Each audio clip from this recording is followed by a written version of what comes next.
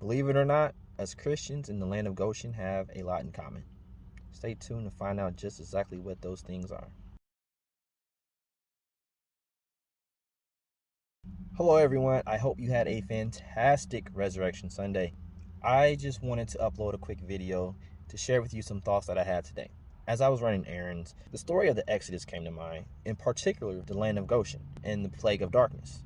No, not Goshen, Indiana. I'm talking about Goshen in Egypt, the one in Exodus.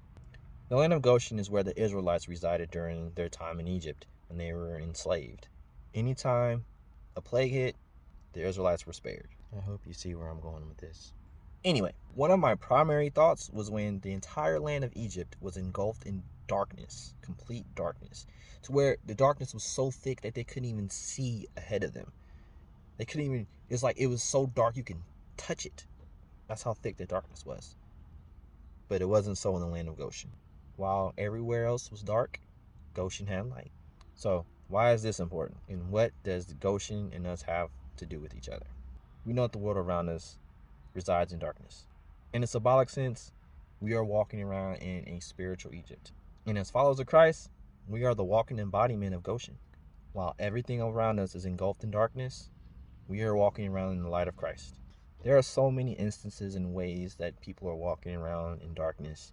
It doesn't have to be them all out living in rebellion and sin and blatant sin. It could be people trapped in the spirit of religion, or people that feel dead inside, that they can't get ahead. It's like there's so many things, so many ways. There are so many people around us that are walking around in darkness that are pretending that they're not.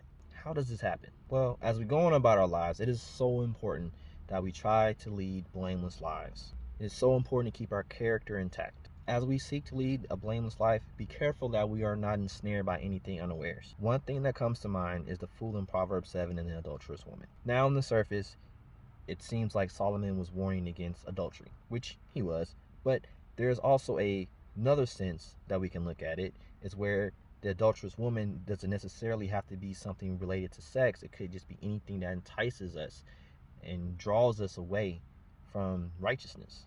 Anything that causes us to sin, entices us to sin, and walk in rebellion, we should flee from. Don't let anything or anyone compromise who you are and what you're trying to accomplish, especially your walk with Christ. Currently, as believers, we have a horrible reputation. So, let us work towards repairing our relationship with non-Christians. Just like when the Israelites painted the blood of the slain lamb on the doorposts of their houses, may we paint the blood of Christ on the doorposts of our hearts, so in that way his spirit can inhabit us and produce an inward change, a holy change.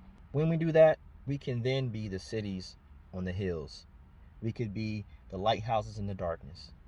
We can be the stars in the night sky that lead other people to Christ. For more on this darkness and for more on the story in Exodus, you can read Exodus 10, and you can also refer to my last uploaded video, which was the cloud of darkness.